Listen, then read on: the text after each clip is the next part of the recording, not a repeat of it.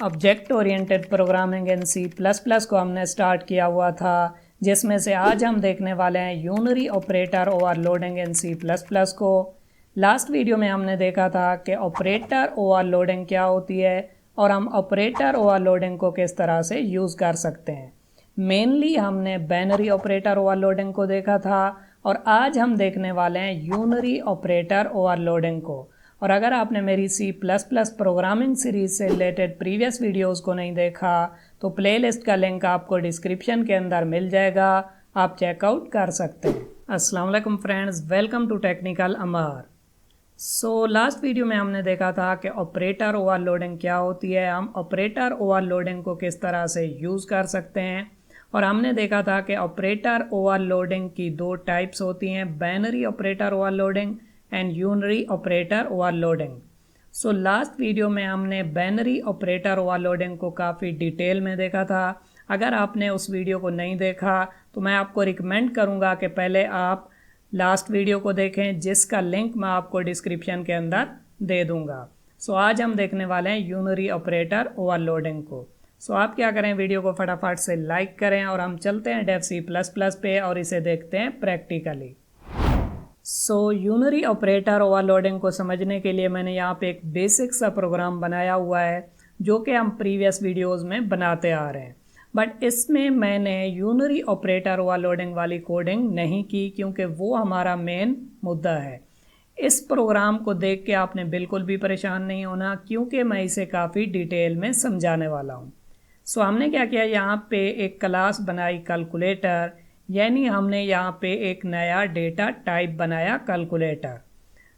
Calculator class के अंदर मैंने क्या किया, यहाँ पे एक मेंबर वेरिएबल बनाया ए, जिसे यहाँ पे मैंने प्राइवेट बनाया हुआ है। और उसके बाद मैंने क्या किया, यहाँ पे पब्लिक टाइप के दो मेंबर फंक्शन बनाए, set number and show number. Main function के अंदर मैंने क्या किया, यहाँ पे कैलकुलेटर टाइप का एक ऑब्जेक्ट बनाया C1 की मदद से हमने क्या किया, यहाँ पे सेट नंबर फंक्शन को कॉल किया और 5 को एज एन आर्गुमेंट पास किया। तो क्या होगा, यहाँ पे सेट नंबर फंक्शन कॉल होगा। जो हमने यहाँ पे 5 पास किया था उसे हम रिसीव करेंगे x के अंदर। उसके बाद मैंने क्या किया, यहाँ पे x को रखा दिया a के अंदर। ये a किसका है, C1 का है, क्योंकि C1 ऑब्जेक्ट ने सेट नंबर फंक्शन को कॉल किया था। ये a C1 ऑब्जेक्ट का है। इस तरह क्या होगा कि C1 के a के अंदर आ जाएगा 5। उसके बाद मैंने क्या किया, C1 की मदद से शो नंबर फंक्शन को कॉल किया और यहाँ पे a की वैल्यू को प्रिंट कराया। ये a की वैल्यू किसकी होगी, C1 की होगी, क्योंकि ये C1 का a होगा, क्योंकि C1 ने शो नंबर फंक्शन को कॉल किया था। अगर आपको बिल्कुल भी आइडिया नहीं है कि क्लास क्या होती है, मेंबर वेरिएबल्स क्या होते हैं, मेंबर फंक्शंस क्या होते हैं, किस तरह से हम ऑब्जेक्ट बना सकते हैं और ये a क्यों C1 का a है, तो मैं आपको रिकमेंड करूंगा कि आप मेरी ऑब्जेक्ट ओरिएंटेड प्रोग्रामिंग वाली सीरीज़ को बिल्कुल सीक्वेंस के साथ देखें, बिल्कुल स्टार्टिंग से देखें, क्योंकि ये सारी चीज़ें मैं काफ़ी डिटेल में समझा चुका हूँ। अब अगर मैं इसे कंपाइल एंड रन करूँ तो आप यहाँ पे देख सकते हैं कि हमें यहाँ पे a की वैल्यू शो हो रही है 5। अब मैं क्या चाहता हूँ कि मैं C1 जो है उसके अंदर इंक्रीमेंट कराऊँ। तो मैं यहाँ पे क्या करता हूँ कि C1 के अंदर प्री इंक्रीमेंट कराता हूँ और उसे रखा देता हूँ C2 के अंदर। तो हम क्या करते हैं, यहाँ पे एक C2 के नाम से भी ऑब्जेक्ट बना लेते हैं और जो भी प्री इंक्रीमेंट होगा उसे हम रखा देंगे C2 के अंदर। बट यहाँ पे हमें एक एरर देखने को मिलेगा, क्योंकि मैंने आपको लास्ट वीडियो में काफ़ी डिटेल में समझाया था कि हम ऑब्जेक्ट के साथ किसी भी ऑपरेटर को यूज़ नहीं कर सकते, क्योंकि कंपाइलर ऑब्जेक्ट के साथ ऑपरेटर्स वाली डेफिनेशन को नहीं जानता, क्योंकि ये object user defined data type की मदद से बनाया गया है। तो कंपाइलर को तो पता नहीं था कि हम कैलकुलेटर टाइप का एक ऑब्जेक्ट बनाने वाले हैं, इसलिए हमें क्या करना पड़ेगा कि जो भी ऑपरेटर हम ऑब्जेक्ट के साथ यूज़ करेंगे उसकी डेफिनेशन हम खुद से लिखेंगे। तो आप यहाँ पे देखें कि हमने क्या किया, C1 की मदद से इस ऑपरेटर को कॉल किया। सो मैं क्या करता हूँ, यहाँ पे एक फंक्शन बनाता हूँ प्लस प्लस के नाम से। सो C1 ने क्या किया, इंक्रीमेंट फंक्शन को कॉल किया। आप इस तरह रीड करें, बट यहाँ पे हम फंक्शन का नाम इंक्रीमेंट नहीं रख सकते, यानी कि ये ऑपरेटर नहीं रख सकते। तो इसके लिए क्या है कि C++ वालों ने कहा कि आप फंक्शन का नाम ऑपरेटर नहीं रख सकते। अगर आप फंक्शन का नाम ऑपरेटर रखना चाहते हैं तो आपको क्या करना पड़ेगा, इससे पहले ऑपरेटर कीवर्ड का यूज़ करना पड़ेगा। तो हमने क्या किया, C1 की मदद से प्लस प्लस फंक्शन को कॉल किया। सो जो भी यहाँ पे फंक्शन रिटर्न करेगा उसे हम रखाएंगे C2 के अंदर। सो इसका मतलब ये हुआ, क्योंकि C2 कैलकुलेटर टाइप का है, सो यहाँ पे रिटर्न टाइप भी कैलकुलेटर टाइप का होना चाहिए, क्योंकि जो भी वैल्यू रिटर्न होके आ रही है वो जा रही है कैलकुलेटर टाइप के ऑब्जेक्ट के अंदर। तो यहाँ पे रिटर्न टाइप क्या होगा, कैलकुलेटर होगा। तो उसके बाद हम क्या करते हैं, यहाँ पे पैरेंथेसिस लगाते हैं और इस फंक्शन के अंदर कोडिंग करते हैं। तो हम क्या चाहते हैं कि C1 के अंदर प्री इंक्रीमेंट हो। प्री इंक्रीमेंट का क्या मतलब होता है कि पहले C1 में चेंजेस हों, इंक्रीमेंट हो, उसके बाद C2 के अंदर वैल्यू जाए। सो इसमें पहले इंक्रीमेंट हो, फिर C2 के अंदर वैल्यू जाए। तो अब क्योंकि C1 ने इंक्रीमेंट फंक्शन को कॉल किया है, तो यहाँ पे अगर मैं a लिखूँगा तो वो किसका होगा, C1 का होगा। सो यहाँ पे मैं चाहता हूँ कि a में प्री इंक्रीमेंट हो और उसे हम C2 में रखाएं। तो उसके लिए मैं क्या करता हूँ, यहाँ पे एक ऑब्जेक्ट बनाता हूँ कैलकुलेटर टेम्प। तो टेम्प नाम का मैंने एक ऑब्जेक्ट बना लिया। मैं क्या करता हूँ, यहाँ पे टेम्प का जो a है उसके अंदर रखा देता हूँ ये वाला इंक्रीमेंट। तो अब क्या होगा कि C1 का जो a है उसके अंदर प्री इंक्रीमेंट होगा और वैल्यू जाएगी टेम्प के a के अंदर। उसके बाद मैं क्या करता हूँ कि टेम्प को रिटर्न करा देता हूँ। तो टेम्प के a के अंदर ऑलरेडी ये वाली वैल्यू आ चुकी है। तो टेम्प को मैंने रिटर्न कराया, तो रिटर्न होने वाली जो वैल्यू होती है वो कहाँ पे जाती है, जहाँ से फंक्शन कॉल हुआ था। तो टेम्प की वैल्यू यहाँ पे आएगी और वो चली जाएगी C2 के अंदर। तो अब अगर मैं चाहूँ तो C2 को प्रिंट करवा सकता हूँ, क्योंकि C2 के अंदर टेम्प की वैल्यू आ चुकी है और टेम्प के a के अंदर क्या था, ये इंक्रीमेंट था।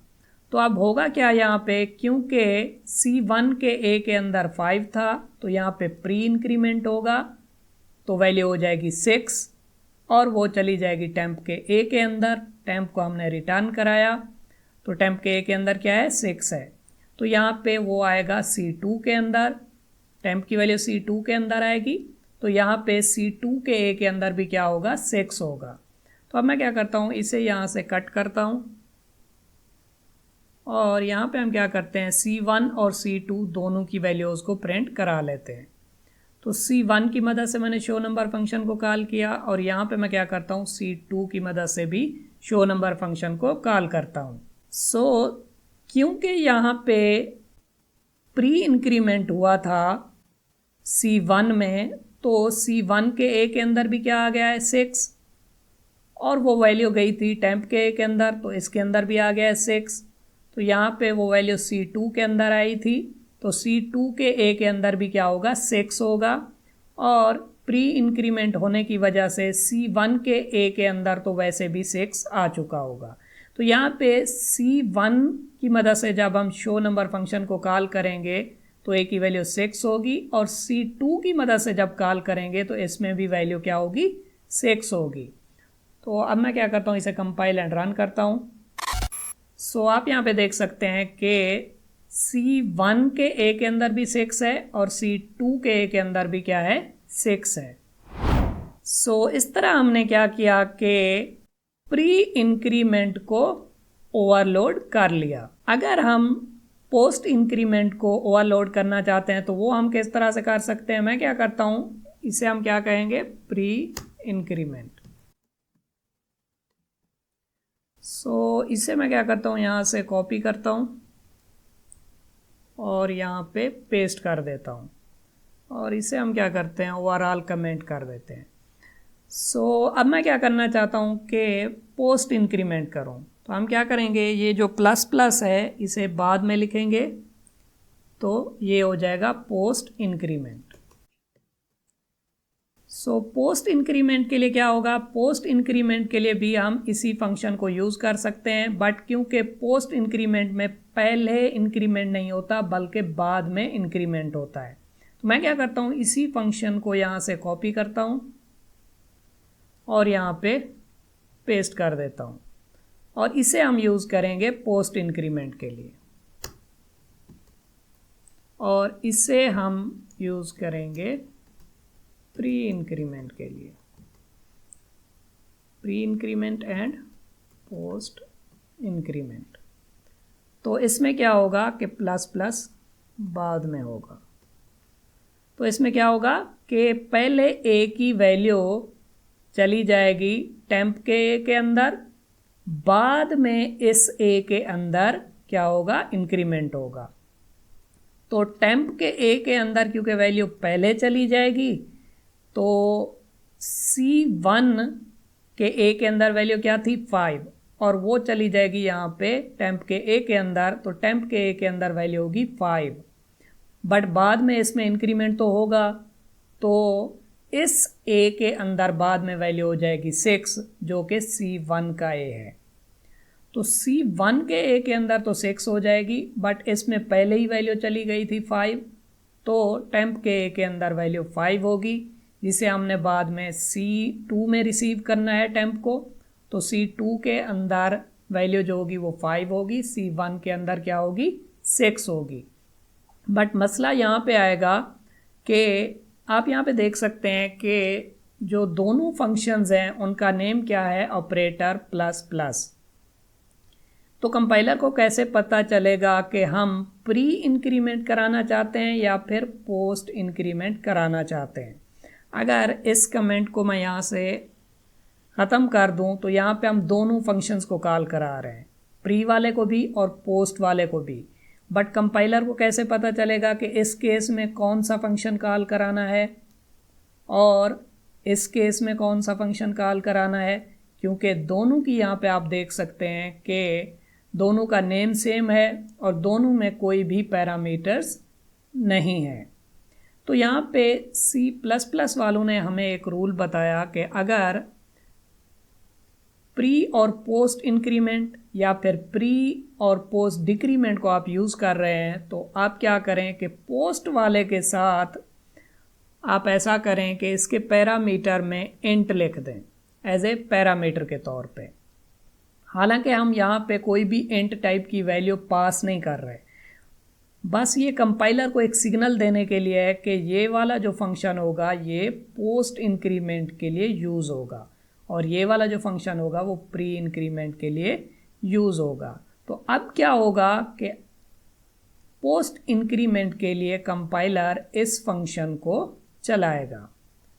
तो अब अगर मैं कंपाइल एंड रन करूँगा तो C1 के ए के अंदर क्योंकि बाद में इंक्रीमेंट हो गया था तो 6 हो जाएगा, लेकिन C2 के ए के अंदर क्या होगा 5 ही होगा क्योंकि पहले ही वैल्यू टेम्प के अंदर चली गई थी। सो अब मैं क्या करता हूँ, इसे कंपाइल एंड रन करता हूँ। सो आप यहाँ पे देख सकते हैं कि C1 के ए के अंदर क्या है 6 है और C2 के ए के अंदर क्या है 5 है। सो इस तरह आप क्या कर सकते हैं कि यूनरी ऑपरेटर को भी ओवरलोड कर सकते हैं। बट मैं आपको बताता चलूँ कि जस्ट वीडियोस को देख के आपको प्रोग्रामिंग नहीं आने वाली। सो आप क्या करें, इन प्रोग्राम्स की प्रैक्टिस भी करें। सो प्रैक्टिस के लिए आप क्या कर सकते हैं, यहाँ पे जैसे हमने लास्ट वीडियो में प्लस ऑपरेटर को ओवरलोड किया था बाइनरी ऑपरेटर वाली वीडियो में, तो आप क्या करें उसी तरह माइनस ऑपरेटर को ओवरलोड करें। और इस वीडियो के तौर पे आप क्या करें, प्री एंड पोस्ट इंक्रीमेंट की बजाय pre and post decrement operator को ओवरलोड करें। और अगर आप ये प्रोग्राम बनाते हैं तो आप उसे कमेंट सेक्शन में भी ज़रूर पेस्ट करें ताकि मुझे भी पता चले कि आप साथ साथ प्रैक्टिस करते आ रहे हैं। ऑब्जेक्ट ओरिएंटेड प्रोग्रामिंग से रिलेटेड और भी बहुत सी वीडियोस आने वाली हैं। सो आप क्या करें, मेरी C++ ट्यूटोरियल फॉर बिगनर्स वाली प्लेलिस्ट को यहाँ से एक्सेस करें। इसी प्लेलिस्ट के अंदर आपको तमाम वीडियोस सीक्वेंस में देखने को मिलेंगी। और अगर आप जस्ट ऑब्जेक्ट ओरिएंटेड प्रोग्रामिंग से रिलेटेड वीडियोस को देखना चाहते हैं तो आप मेरी ऑब्जेक्ट ओरिएंटेड प्रोग्रामिंग वाली प्लेलिस्ट को भी यहाँ से एक्सेस कर सकते हैं। और अगर आप C++ से रिलेटेड एग्जाम्पल प्रोग्राम्स को देखना चाहते हैं तो आप मेरी C++ एग्जाम्पल प्रोग्राम वाली प्लेलिस्ट को भी यहाँ से एक्सेस कर सकते हैं। इस प्लेलिस्ट के अंदर मैंने तमाम टॉपिक से रिलेटेड एग्जाम्पल प्रोग्राम्स को बनाया हुआ है। सो कैसी लगी आपको वीडियो? अगर वीडियो अच्छी लगी हो तो वीडियो को लाइक करें और चैनल को सब्सक्राइब करें। Thank you.